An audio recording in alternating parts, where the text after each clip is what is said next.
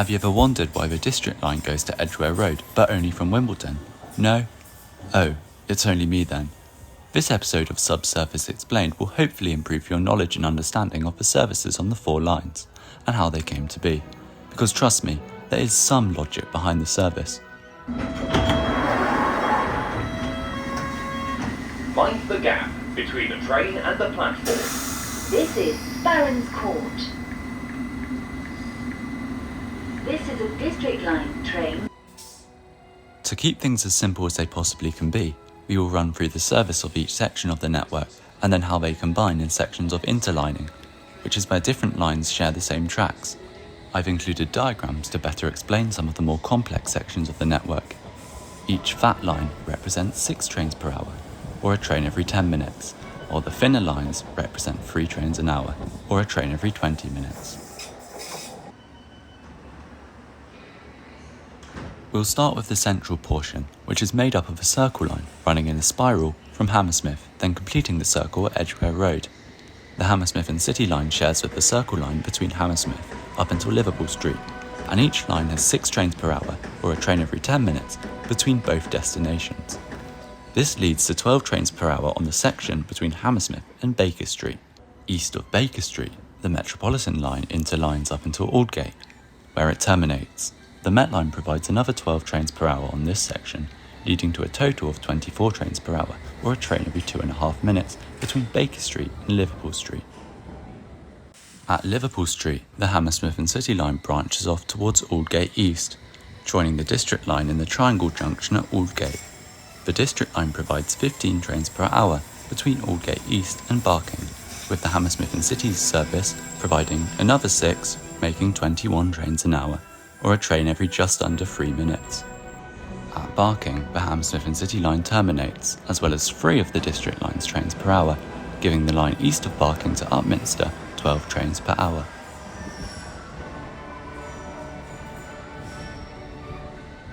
Aldgate is the southern terminus of the Metropolitan line, with 12 trains per hour reversing there, and then 6 trains per hour of the Circle line continuing south to meet the District line at Tower Hill.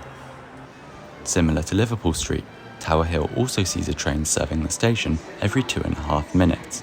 However, this is formed of mostly District line trains. The 15 trains per hour of District line that run east of Tower Hill are joined by another 3 trains per hour, which terminate at Tower Hill, and these continue west towards Monument. The frequency remains this way up until Gloucester Road, where the Circle line diverges. 6 Circle line trains leave the District line here, branching off in another T-junction to High Street Kensington, where it joins a different branch of a District line, which also has 6 trains per hour, leading to an interline service every 5 minutes, or 12 trains per hour, between High Street Kensington and Edgware Road, where both of these lines terminate.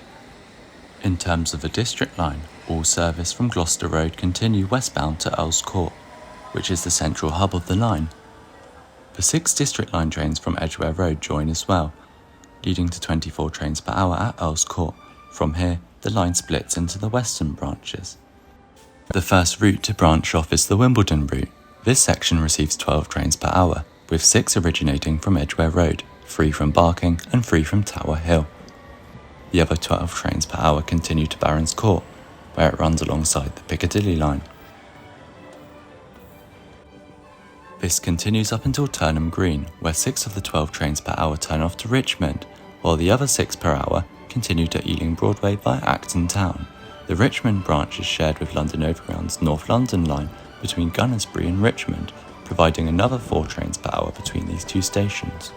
The final District line service is the Olympia Shuttle, which runs on weekends and public holidays only, with 3 trains per hour between High Street Kensington and Olympia.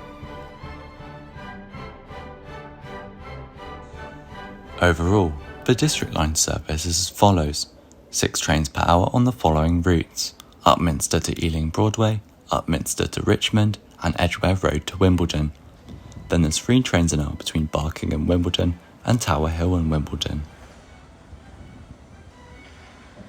Combine this with the Circle, the Hammersmith and City line, as well as the central part of the Metropolitan, and bam, the map is looking quite populated.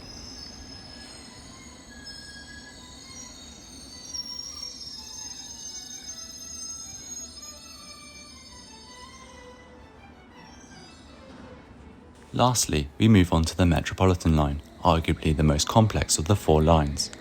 8 of the 12 trains per hour between Aldgate and Baker Street continue to Uxbridge. 2 of these continue to Chesham, and 2 of them continue to Amersham.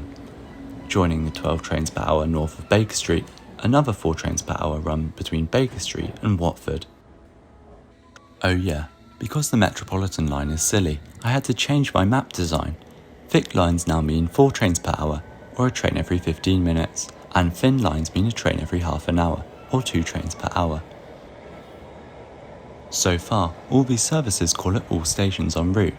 But just to be complicated, during peak times, Metropolitan line trains skip stations.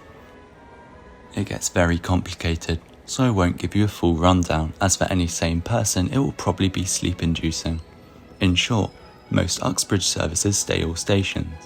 Then services to Watford alternate between being all stations and semi-fast. All Chesham branch trains run fast, as well as most Amersham trains, but some still run semi-fast.